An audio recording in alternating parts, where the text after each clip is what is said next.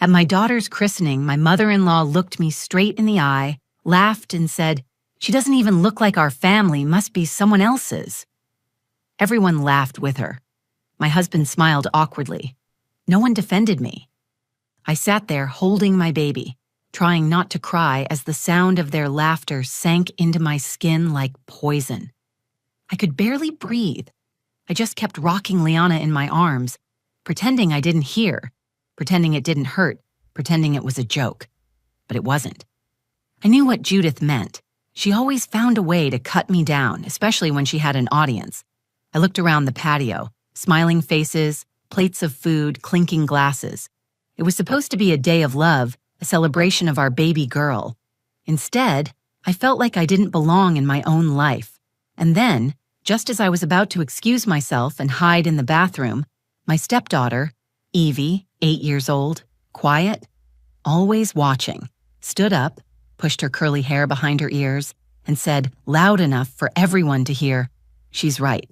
Liana doesn't look like their family. She looks like her real dad, the one Grandma cheated with." The laughter stopped. Every fork froze in midair. The air went still. My mother-in-law's smile vanished. All eyes turned to Evie. I couldn't move.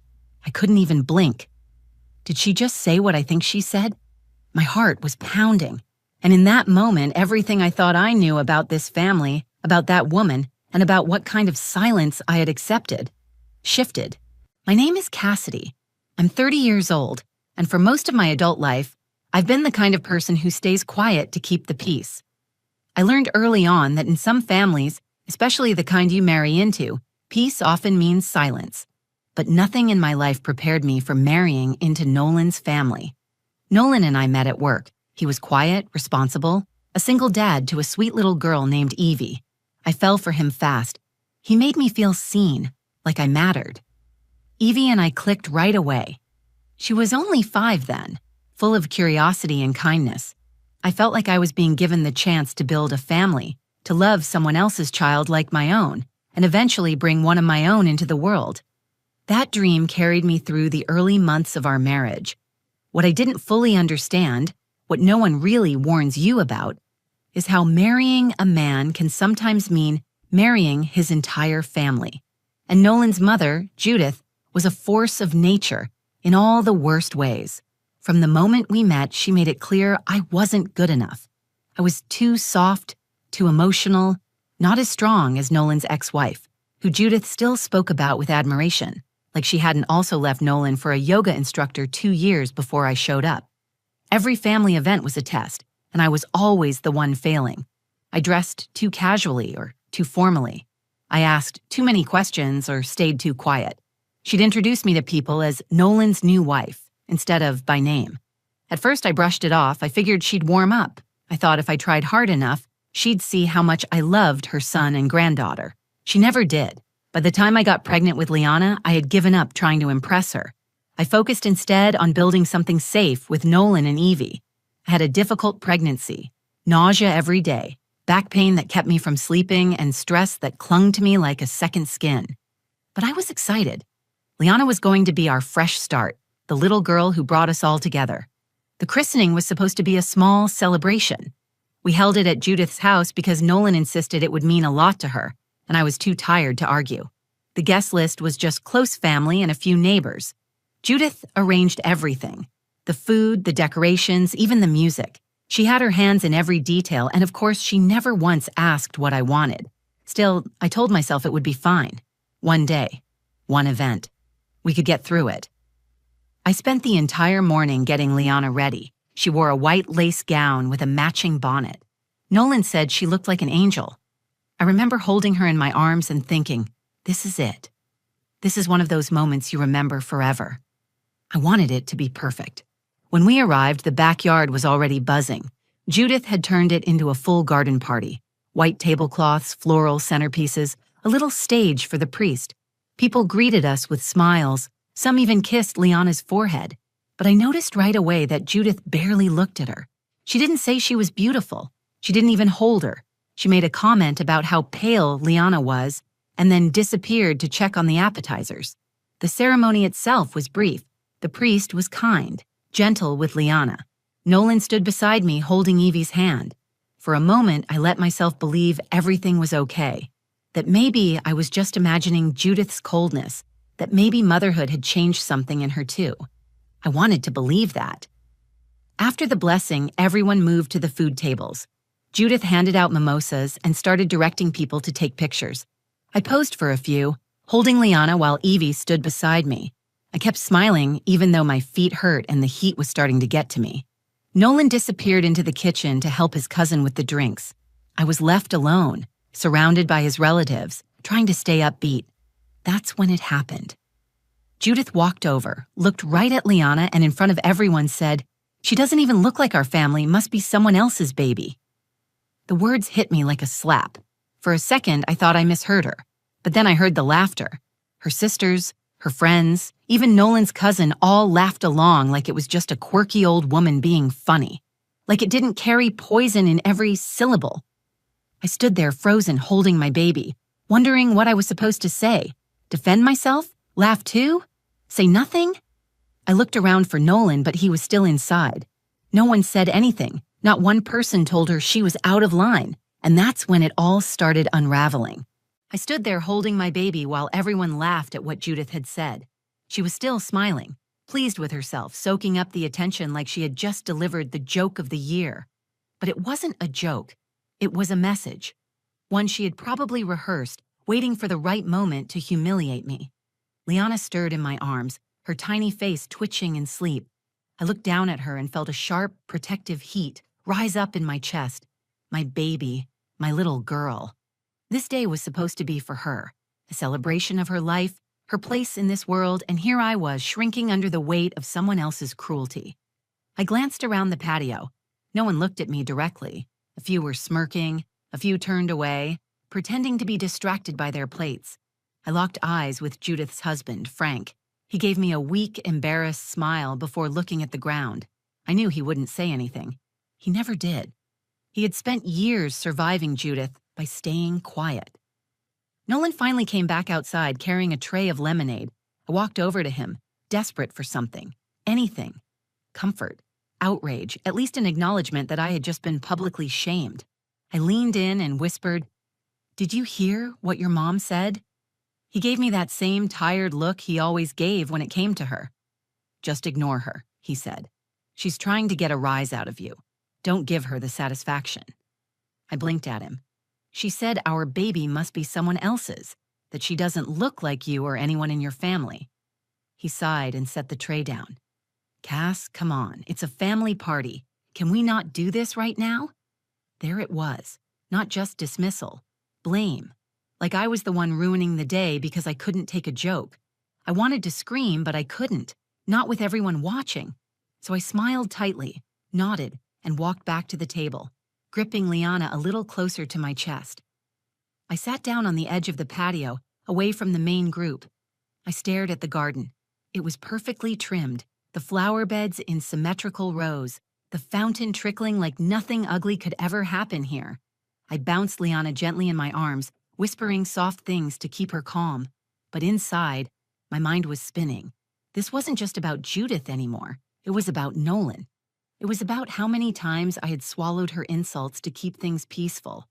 How often I had let myself be the punching bag just so he wouldn't have to choose between me and his mother. I had tried to be understanding. I had tried to be the bigger person. But now I was a mother too, and that changed everything. A few minutes passed. I heard Judith in the background telling her sister that Cassidy's probably sulking in the corner again. They laughed. I clenched my jaw and looked down at Liana, who was now awake and staring up at me, blinking slowly like she trusted the world to be kind because she hadn't yet learned otherwise. That crushed me more than anything. I had promised myself I'd protect her from the kind of pain I had grown up with, feeling less than, being ignored, always having to prove I was worthy of love. I was still lost in thought when I felt a small hand tap my arm. It was Evie. "Hey," she said. Her voice was quiet but steady. "Are you okay?" I nodded quickly. "I'm fine, sweetie." "You don't look fine." I tried to smile. "It's just been a long day. Grown-up stuff." She sat down cross-legged beside me on the grass. "Grandma was being mean again, wasn't she?" I didn't answer right away. I didn't want to drag her into it, but I also knew she wasn't stupid. She noticed everything. She said Liana doesn't look like anyone in the family, Evie added. That's not true. She looks like you. I smiled at that. It meant more than she knew. Thank you, I said. That means a lot. Evie played with a blade of grass between her fingers. Why is Grandma always so mad at you? I shook my head. I don't know. Maybe because I'm not what she expected. She doesn't like anybody. She didn't even like Mommy when she was still here. That surprised me. Evie rarely talked about Nolan's ex-wife. I didn't push. I just let her sit there beside me, the two of us watching Liana's tiny hand curl around the edge of her blanket. Then, without warning, Evie stood up. Where are you going? I asked. She turned to me, calm and determined. To say something. Before I could stop her, she walked back to the group and made her way toward Judith, who was now sitting at the main table, laughing with Nolan's aunt. Evie climbed up onto one of the benches and stood there, steady and quiet, until everyone noticed her. I felt my stomach drop. I didn't know what she was going to do, but something in her face told me this was no ordinary moment. That was the instant the air changed. Something was coming, and none of us were ready for it. Evie stood on the bench like she belonged there. She wasn't fidgeting, she wasn't smiling. She was completely still, hands at her sides, her small face set with a calm focus that I had never seen in her before. She looked like a kid delivering a school speech, only this wasn't rehearsed and it wasn't for show. Everyone noticed her at once. Conversations trailed off. A few people chuckled, probably thinking she was going to say something cute or recite a Bible verse. Judith turned in her seat, raised an eyebrow, and gave her the kind of patronizing smile adults use when they're pretending to be patient. Well, hello, Evie, Judith said. Did you want to say something about your little sister? Evie nodded once. Yes. Judith laughed again and leaned back in her chair. All right then, let's hear it. I froze. I felt this sharp, protective panic rise in me. I wasn't sure what she was about to say, but I could feel it in my chest like a warning. I stood halfway up, about to walk over and gently pull her down, but I stopped myself. I don't know why. Something told me to wait. Evie took a breath and looked straight at Judith. You're right, she said. Liana doesn't look like your family. She looks like her real dad, the one you cheated with. The words came out like they had been waiting inside her for months, maybe years. There was no hesitation, no nervousness, just the clear, measured voice of a little girl who had seen too much and finally decided enough was enough. The silence that followed was instant and absolute. Someone dropped a fork. A baby cried somewhere in the background. Nolan's cousin gasped so loudly it sounded cartoonish. My own heart stopped beating for a moment. My legs went weak. I looked at Judith. Her expression collapsed. Her mouth opened slightly, but no words came out. Her eyes darted from face to face, searching for someone to laugh it off, someone to save her from what had just happened. No one did. Frank, her husband, was staring at her, not in shock, not even in anger, just tired recognition, like he had been holding something inside for years and finally let it land. He took a long breath, stood up slowly from his chair and said, in the calmest voice I've ever heard, "She's telling the truth." I couldn't move. I couldn't speak. I just held Liana tighter and listened as the floor under Judith finally cracked. Frank looked around at the rest of the family, his voice still low but clear. I found out years ago. Letters, emails, a hotel receipt. I didn't say anything because I didn't want to destroy the family, but the truth has a way of finding its way out, doesn't it? Judith stood up suddenly. You don't know what you're talking about. Yes, I do, Frank said. And so does she. He gestured to Evie. Evie was still standing there, completely steady.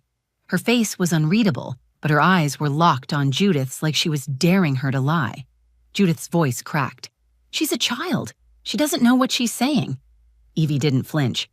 I heard you talking on the phone. I heard you say you wished he was Nolan's real father.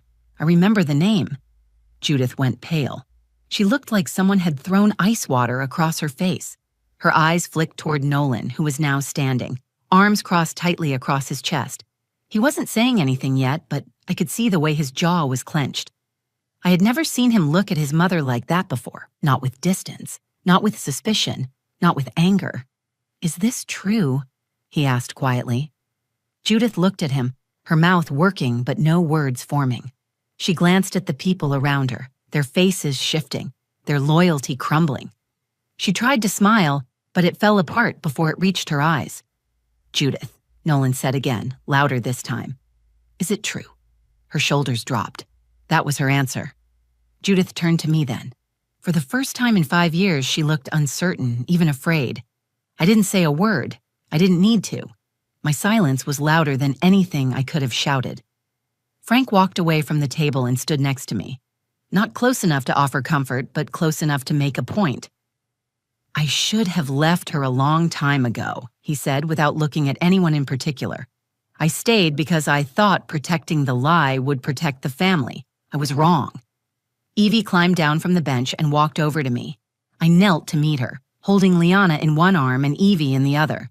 She leaned into me, and for the first time that day, I felt something that had been missing all along. Power. Not the kind that comes from shouting or demanding attention, but the kind that comes from truth, from the quiet courage of a child who refused to let adults keep pretending. That moment changed everything. The silence was finally broken, and it wasn't by me. It was by the person Judith never thought would speak. The patio had turned into a courtroom without a judge. Every face was waiting, watching, trying to make sense of what had just happened. My baby's christening, which started with balloons, brunch, and polite small talk, had become the setting for a family reckoning that was years overdue. Judith stood there like a cornered animal, still holding on to the hope that she could lie her way out. But there was nothing left for her to grab. Her son had asked her a question, clear and direct, and she had answered it with silence. That silence was louder than any denial. I looked at Nolan. He still hadn't moved, still hadn't spoken. His face was unreadable, but something had broken behind his eyes. I knew that look. I'd worn it myself after months of Judith's subtle digs, after hearing her compare me to someone I had never met. I had accepted so many of her insults just to keep peace in a family that now looked more like a minefield. But now Nolan was the one realizing how deep the damage ran. Judith finally sat down. Not with dignity, not with control. She dropped into her seat like her legs couldn't hold her anymore. She didn't say a word. She didn't look at anyone. Frank stepped closer to her. His voice was steady but cold. "You dragged Cassidy through the mud for years. You called her soft, selfish, undeserving. And all that time, you were the one hiding things. You had the nerve to question this baby's place in our family when you knew you were the one who'd stepped out of yours." Still no response. Frank turned to Nolan. "I didn't say anything before because I thought it would ruin you. I thought it would turn you against your mother. But now I see it was a mistake. Protecting her meant sacrificing everyone else." Nolan rubbed his forehead and sat down heavily on the edge of the table, facing away from his mother. I could tell he was trying to piece together years of conversations, moments that didn't make sense until now. Evie was still standing next to me, quiet but unshaken. I leaned over and kissed her forehead. "Thank you," I whispered. She nodded. "I didn't want her to hurt you again." I looked back at Judith. Her shoulders were curled forward, her eyes glassy but dry. She wasn't going to apologize. She wasn't going to explain. She had been exposed, and her silence was the only defense she had left. Judith's sister finally broke the silence.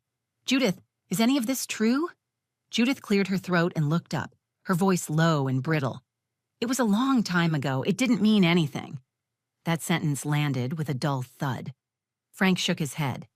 "It meant enough that you considered naming him as Nolan's father.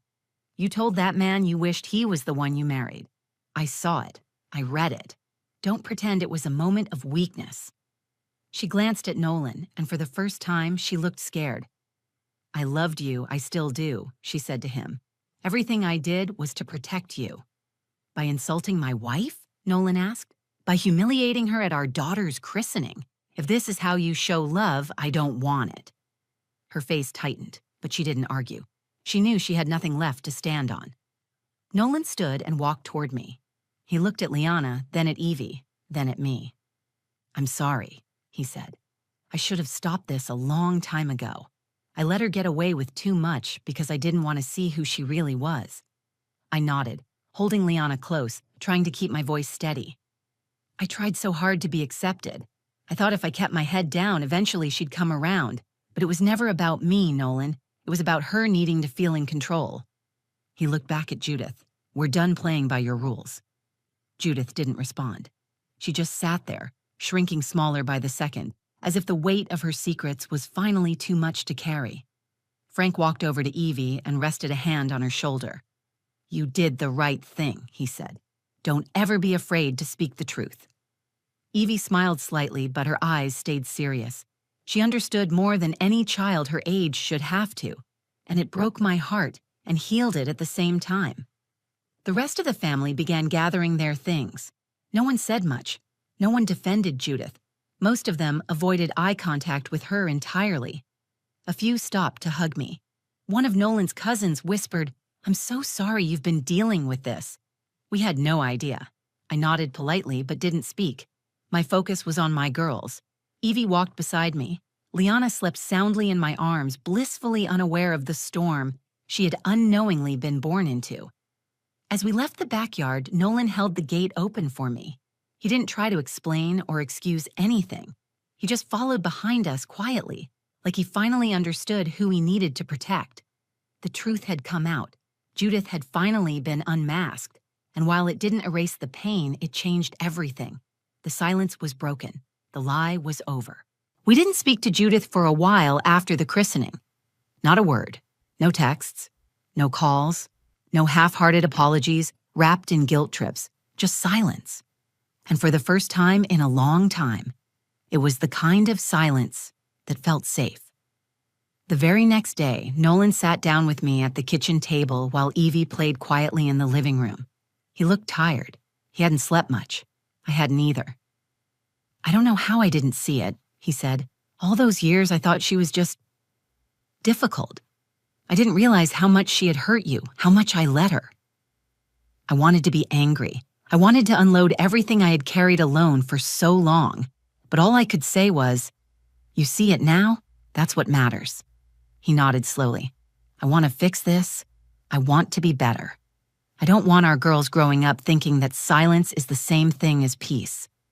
That was the moment I knew we had a chance, not because things had been magically solved, but because he finally saw the cracks in the foundation and wanted to rebuild it with me. Not for his mother, not for appearances, but for us. We started setting boundaries, real ones. Judith tried calling Nolan a few times. He didn't answer. When she finally did get through, she didn't mention what had happened. She acted like nothing had been said, like nothing had changed. Nolan ended the call after 2 minutes. That alone was a shift I never thought I'd see.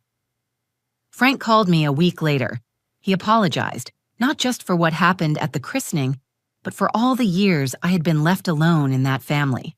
He told me I deserved better, and that Evie had more courage in that moment than most adults he knew.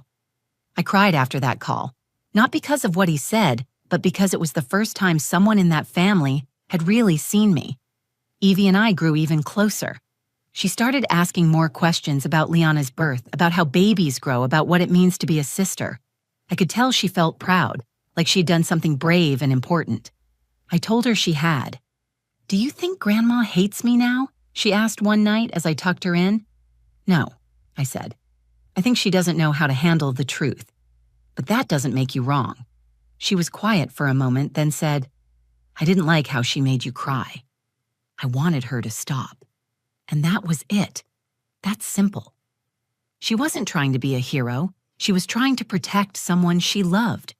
At 8 years old, she had drawn a line that so many adults were too afraid to. I never forgot that. Liana turned 6 months old recently. She's strong and curious and laughs from deep in her belly. She's surrounded by love, the kind that doesn't come with conditions, the kind we fight for and protect. Judith still hasn't truly apologized. I don't expect her to. That chapter is closed. She made her choices. So did we. What stayed with me the most wasn't the drama or the exposure or even the truth that came out. It was what happened afterward. The way our family finally started to feel like one I could breathe in. The way Nolan began to see me, not just as his wife, but as someone who deserved to be stood beside. The way Evie showed me what courage looks like in its purest form. People always say blood is thicker than water. I used to think that meant you had to tolerate whatever your family threw at you. Now I understand it differently. Blood might be what connects us, but love is what makes us family. Loyalty is earned, not owed, and silence is not the same thing as peace. At the christening, I walked in, hoping for acceptance. I left with something better. I left with truth. I left with my daughters. I left with my voice, and I will never sit quietly in someone else's shadow again. Thank you for staying with me through this story. If this hit close to home or reminded you of someone who needs to hear it, I hope it gave you the courage to speak up, set boundaries, or simply know that you're not alone. If this story moved you, even just a little, please like the video, share it with someone who might need it, and leave a comment below. I read every single one, and your stories matter too. And if you want more real stories about love, betrayal, strength, and truth, make sure to subscribe to the channel and turn on notifications so you don't miss the next one. This is Cassidy, and this was one chapter of my life. Thanks for being part of it.